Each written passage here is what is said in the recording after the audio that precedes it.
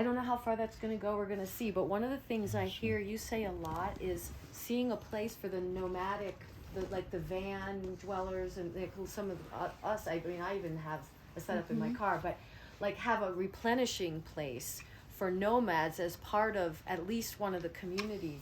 And I don't know, like a limited number of spaces to have places for shower and rest and just a moment in time. And I wondered what your feeling was from your experience on this type of conversation or idea versus, like, is it, again, depending on zoning and where you are in your life stage? Well, for example, our place, we don't have a parking lot.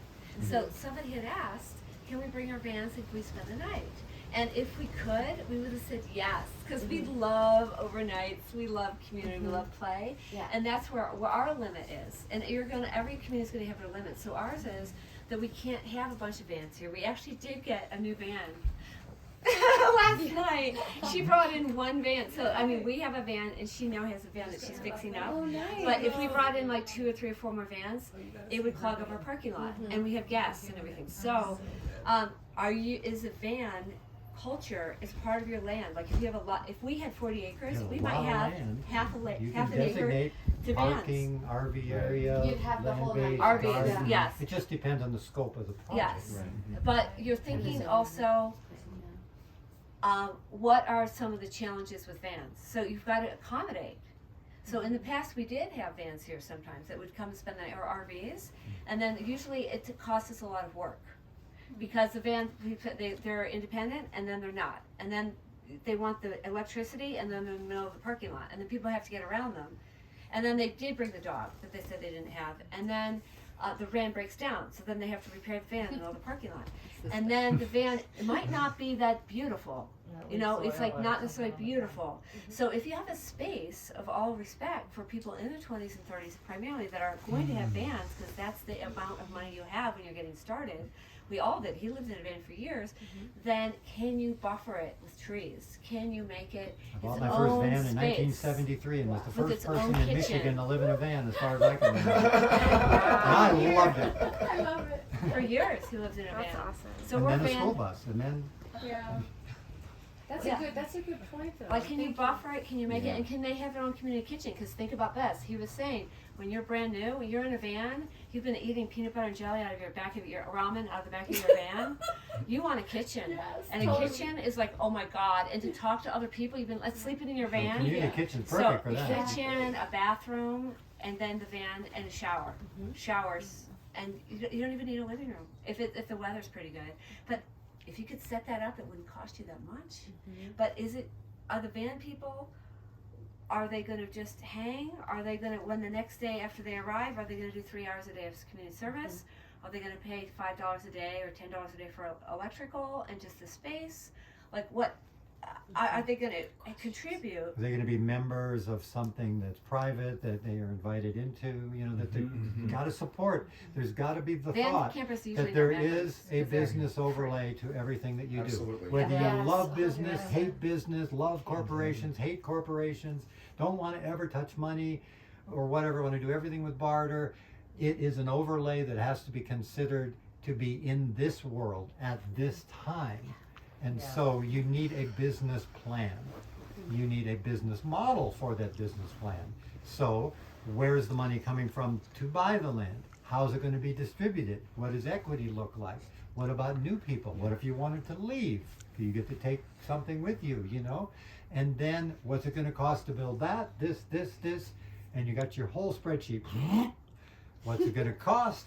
How much money? And then how much time and cash flow? And then once it's all built, then how does it sustain itself?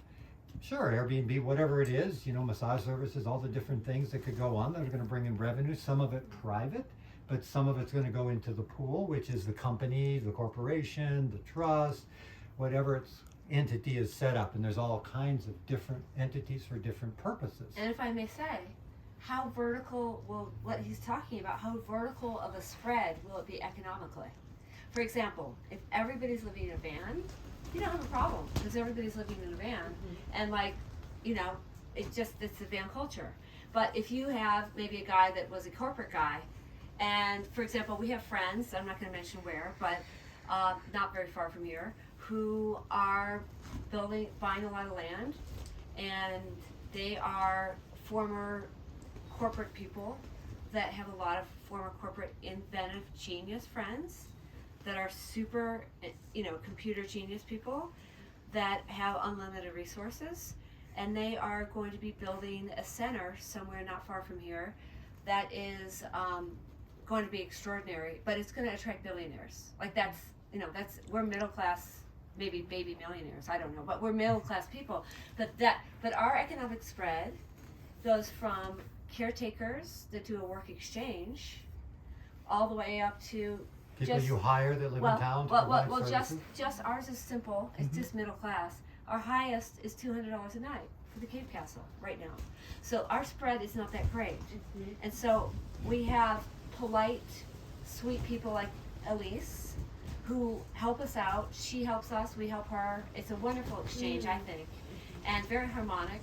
And we're very careful who we choose for these roles because work away. well, it's 3 hours a day of work exchange, and there's no It's program. not through a formal program. No, it's just or through any- people of that any we kind. meet. It could be used someday Direct. if it's meant to be, and it sounds like a good idea. And what we look for is people who are polite, who are kind, who are happy, who are content, who are going to represent us well. And so, Be friendly. and so because we are interacting with these different guests who come here for healing, for honeymoons, for birthdays, for special events, for gatherings, You wouldn't know, but Family there's 20 reunion. guests here now. right now. What? 20 Wow, guests, you wouldn't know. besides us, yeah. Or I mean, including the three of us. There's Well, not including. 17 Yeah. plus plus the three of us.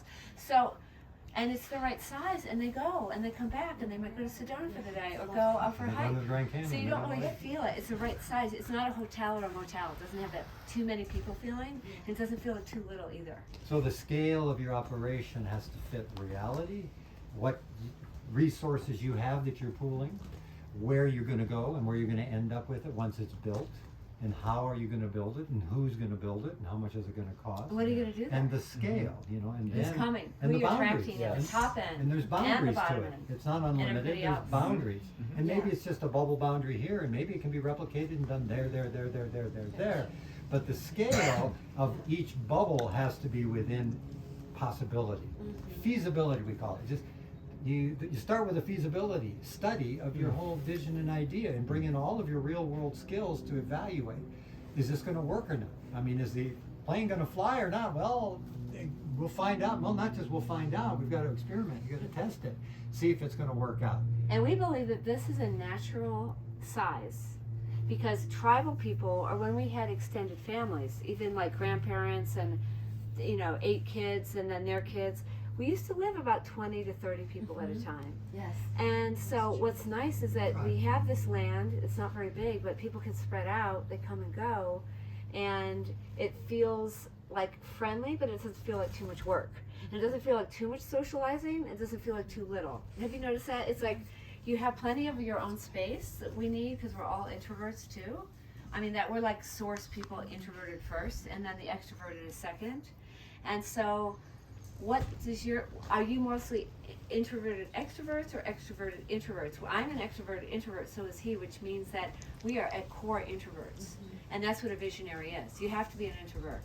Otherwise you're something else. So how can you set it up so that you don't get overwhelmed by too many people? Because you might say, wow, this community is great, and then you're going to attract so many people that now it's crowded, your infrastructure Can't is support too it. efficient for too many people. It's like being in an apartment building in the middle of the city somewhere. I mean, you don't want that kind of compression Yeah. out on the land somewhere either. And so, believe it or not, astounding as it might be, what we own is little more than an acre. Oh, It's just an really? acre. Wow. It's an acre. 3 But parcels, we're a surrounded. little more than an acre, surrounded, location. What's around you that's That makes you expensive, that's park, that's state boundary land, that's national forest, that's So people whatever can walk on the else. trails. And that's They what, do. you know, To get away. I mean, to just go expand. it makes it feasible, Yeah. right? Yeah. So it is important though when you go to buy land, because I just looked at a couple acres that was beautiful, or an acre in, it's called the Lost Valley of the San Juans, just this last summer to buy. Oh, in Colorado? Yeah, in Colorado, and I mean, it had natural sage. As I was walking through it, I could smell the sage from my feet. It was absolutely beautiful, but the homeowners association, they like to keep it private, and they don't want to offer rentals. They don't want to, Right. you have to have Yeah, private we don't have ownership. any HOAs And then, here. yeah, and then that Stay away. doesn't, and even though this is a simple HOA, you still have to respect that community. If you just Yes. ignore that and think that I'm just going to bring people in and out And they there. can change the rules at any time. Yeah, then that's true So as we well. recommended Change the no rules. That's HOA. true as well. Make Yeah. your Yes. own HOA. Yeah. That's right. Yeah. You make your own. If Yeah. you've got a bunch of people in an area, let's say everybody can get an acre, and then there's buffers between those Yes. acres, Yeah. let's say, just as an example, Yeah. then you can create your own ethical guidelines or community guidelines in a sense, and then you have representatives from each one of those come together and decide what, to make decisions. That have Any to be other made. questions? So yeah, just one. I think I went on quite a context setting It's great. rant there, but what I really wanted to get No, to. that was solid. Yeah. Okay. Cool. We needed that. Okay, cool. Yeah, where I wanted to lead with that is that now that we're emergently holding these gatherings, they've gotten a lot of momentum. It's been amazing to meet all the people that came out of the woodwork, from people from blockchain coming up with the financing models for collective land purchasing, or health and education, and all these different spaces. We have 7, 8 different guilds now formed, and they're all on their own Telegram channels, vision boards, Nice. QR code to get to the Telegram channel that are up in town eventually here this Wednesday. But what I'm really what we don't know and we're trying to figure out is there's a lot. Day 3 is on Wednesday. What happens after that? How have you found? Because I know for everyone who doesn't know, Free held symposiums with Buckminster Fuller, I heard, at that institute, and people at that level of that working for the planet, really high level sacred economics and everything else. So what we're seeing is these people showed up. They've been talking about this for years. Every single person that walks into the chocolate tree last week is yeah, we've been talking about this for a decade, and yet It's the time. Now's the time. Right. Mhm. And now everyone agrees now's the time. But what I'm learning is that that what's happening is relationship architecture.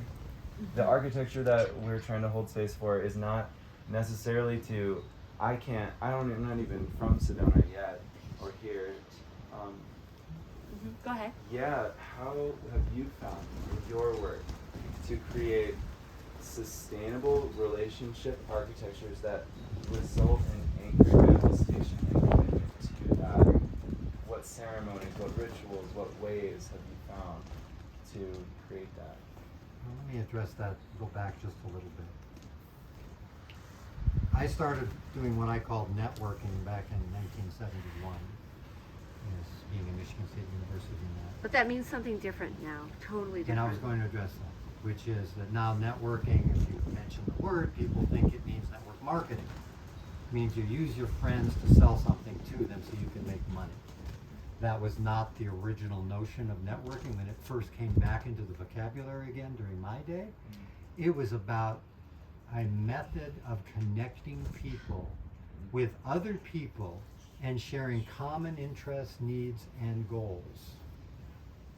And so how we did that before computers, before the internet, before social media, before video cameras, before iPhones, before any of that even existed, believe it or not, was done on a piece of paper about this size and 3x5 cards in a little file cabinet. And every person that came into our field, now you can take some of this and make it electronic today, because I was also instrumental in bringing about the communications age and different things too in my own way.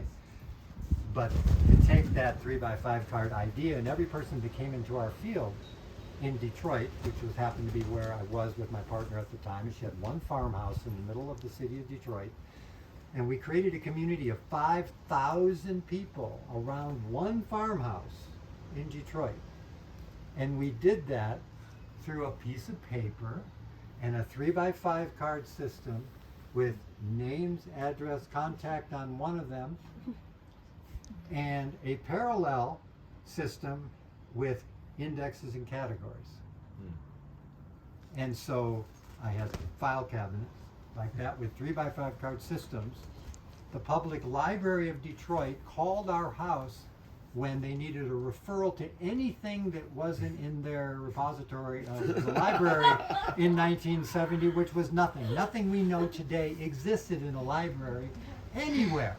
Permaculture, computers, solar energy, holistic health, iridology, you name it. I mean, 1,000 indexes, they didn't know what any of that was.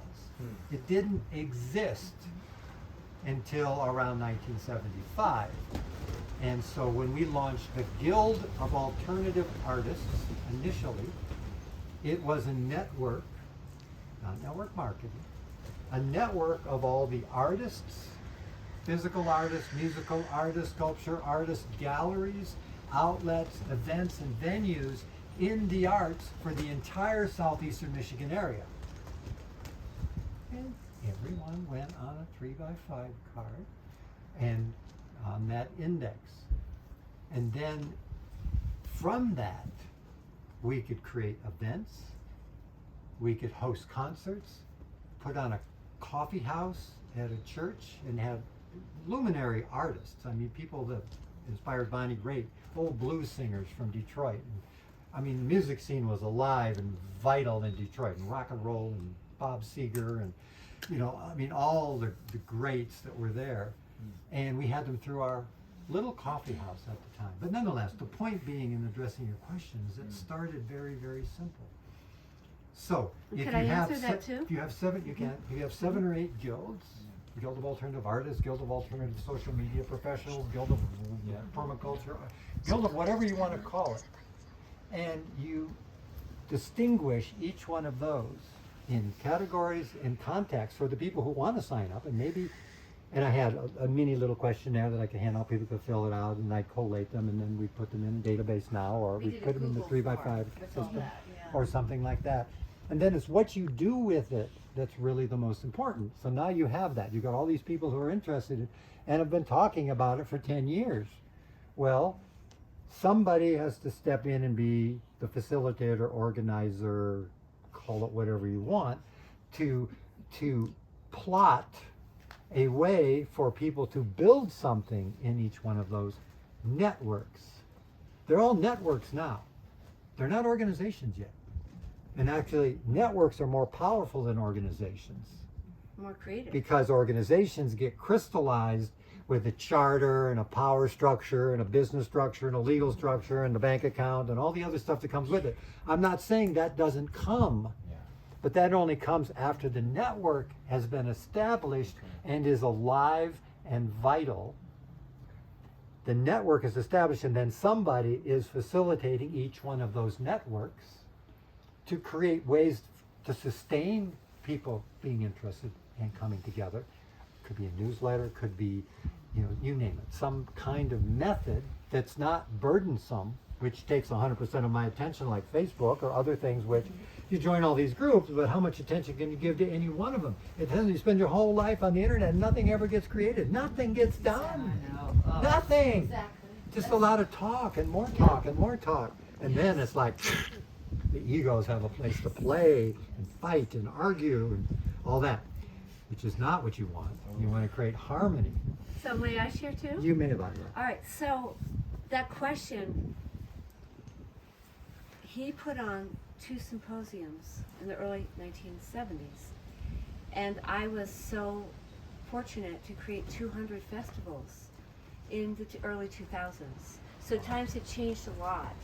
And my festivals were about raw, vegan, organic, but I put on other events too.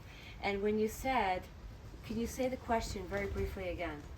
Your question was, How, you know, ways that you've found to create sustainable commitment that results in outcomes and anchorship of what is talked about. Like you Yes. said, in these working groups and these guilds, how, so that we don't just like part ways and fizzle. Yes. Like how to create a life of its own in a network.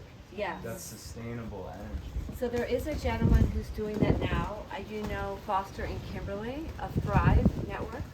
Yeah. You might like to study what they're doing. And then these festivals, first they were happening once a year, and then they were happening once a month. And then they were happening twice a month in different locations. And so some people would go from festival to festival, or sometimes these festivals would sprout. There were 7 to 9 stages. There was a yoga stage, one yoga teacher after another, but some of the and then of course 2 music stages, and of course raw vegan chefs every 15 to 30 minutes. But some of the sustainable programs I've never seen elsewhere that I created, one of them was called, it was a table, a very elegant table, a long table, like triple long table that was reserved, big sign, for reserved for investors and entrepreneurs.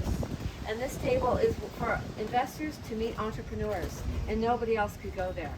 And the number of companies that came out of that, Hundreds, if not thousands. hundreds out of these tables that came out of that. Today that you will see on the shelf. And then the second thing that we did is I created this. There were a lot of people that wanted to speak at the festival. There were 9 stages, and it was 3 full days. But there wasn't enough room on all the stages. And there were a lot of really, maybe younger people that had something to say, but they hadn't written their book yet, or they weren't known yet.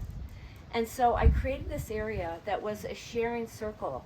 But what it was, and I'll have to think of what the name was every half an hour, it would usually attract, and sometimes there were 2 of them. It was a big festival, if it was a bigger festival, that in a half-hour time period, it was actually 15 minutes, I believe. That it was a 15-minute time period, and it was all scheduled. So somebody would come in and speak for 6 or 7 minutes about a topic, and then the audience would speak for about 6 or 7 minutes, asking questions, having dialogue. At 15 minutes, a gentle bell would ring, and those people had to move immediately. And they would all move over to the side and continue their conversation. Then there would be the next 15 minutes. The next speaker speak for 6 or 7 minutes. And basically it's kind of a pre-TED talk. But the difference was, instead of us listening to just the TED guy, that we are interacting. So the first one, it's over 15 minutes, they go this way. Second one, 15 minutes, they go this way. Third one, after they're finished, they go this way. Then you have a fourth one, when they're finished, they're going this way again, because these people have dispersed.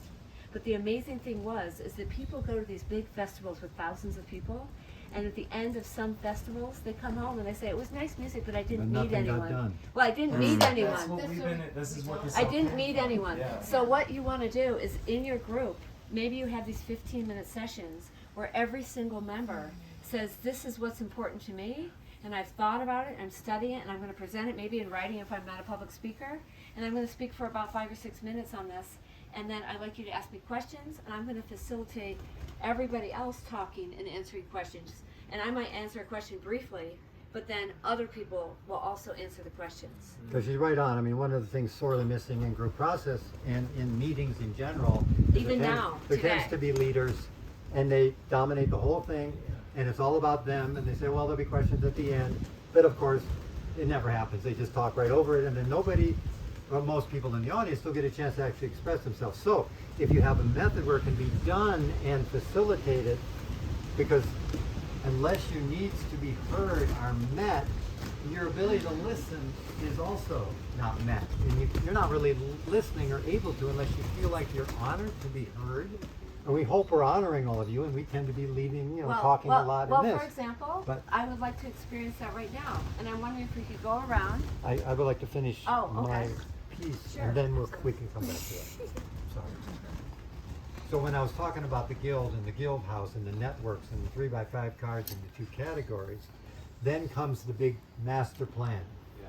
Yeah. So that's your core group who have the desire and the ability to think in whole systems. And that's what Buckminster Fuller taught me, how to think in whole systems. I mean, you see things as a whole much more broadly, like an eagle eye view of things than the mouse view, which is you only see the carpet in the pattern of the carpet in front of you. There's a place for all of those on the creative cycle, but to begin something, you need the eagle-eye view and have a big piece of paper out there, and you start with your core, and your core, where's the center of the network? And then and then you have the networks around the core of the network. And then you got networks around the core of the networks of the networks over here. And then you can get a picture of it. And that's how we designed the first major New Age event in America was the Detroit Symposium on Humanity in 1979, which I was the producer for and the organizer for. And it was done so simply and so beautifully without any technology whatsoever. Wow. Wow. And it was simply done with a piece of paper and then a key facilitator in each one of the networks, and then mapping out all the resources in that network in your particular area. Let's just say we'll keep it geographical at this point and not try to take on the entire world right now.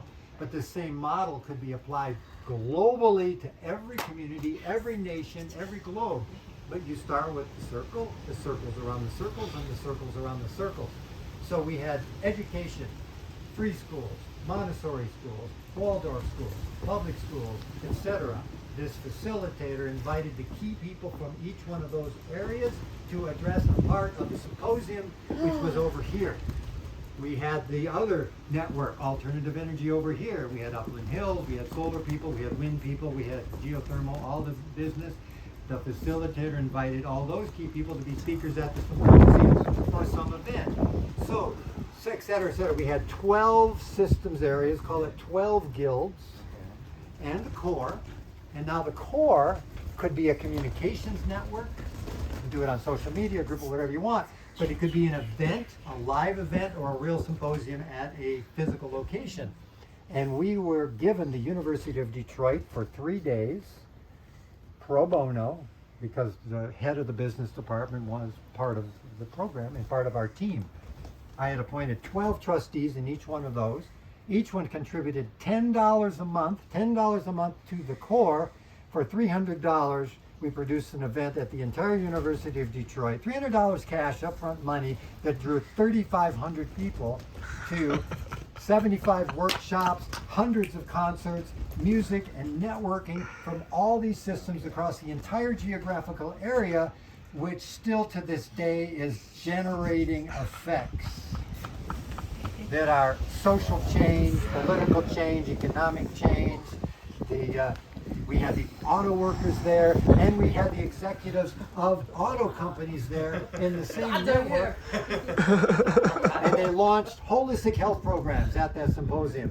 They launched educational programs. More people were into it. Anyway, you get the idea. So things launched there. You had things launched. Things were created because of the way we formed it. Yeah. The way it was formed. And then I did mine very differently. I didn't do this. So you can do that if you like. And I had a core group of brilliant staff. And first it was just myself and my friend. And it was like 300 people the first festival, and then 500, and then 2,000, And you and did then it different. 3,000. You built it like that. But basically, we had a vision, and we kept it very small. And then we invited a lot of people, but the whole idea was the same size as his, but lots of them. But then they would go out and regenerate. And our whole idea of these festivals, even though it wasn't called that, it was called Raw Spirit, Spirituality, and Raw Vegan Organic Food. If you can combine the two, people will wake up, was the idea. But it was about heaven on earth. And now we live at heaven on earth. And it was, the idea was, if you can create it for a weekend, you can create it for a lifetime. And so a lot of thousands, tens of thousands of people came out of that, had raw spirit babies, created retreats all over. We just, like, in fact, I met one last night. We were sitting around the campfire, and someone said, oh, Steve Factor was just working with us here. And I was like, oh, he used to speak at my festival. It's just this community that keeps growing. Yeah. And you'll do the next generation, and I hope the festivals and the symposiums come back. And ours was a combination of a symposium festival, because it was a very serious festival. It was about cancer and saving lives from diabetes. But I said, this is too serious. So what we're going to do, so that people come and have fun and not even know that they're taking medicine, it's good medicine, but have lots of music, lots of yoga, lots of free hugs, lots of like outlandish fun things that are happening, and then you get the core teachings that are easier to swallow. So imagine both. Like imagine Yeah. the fact that They're this is what both. we're all talking about is like because we've experienced after festival culture like really like emerge Yeah. in this country and other countries. This feeling that happens when the magic's there, when the heart's there, when we're dancing in the river in the morning, when we're up on the rocks, we're singing, we're connecting. It's that connective energy, and it's a super feminine zone, like a good feminine energy zone. But then, like you said, we all had a great weekend, and then we go back to the default mode. Then we're gonna get our next fix at Burning Man. But every But, time like, we go, we bring it back. so that's what We we're bring trying to some figure of it back out. into our life. Well, that's what they're talking about. Is that's why you bring in things like gills. That's why you connect. You know, you have a table So open like the for investors combination of the and energies. yeah. Could we exactly. hear from everybody else? Yeah. Thank you.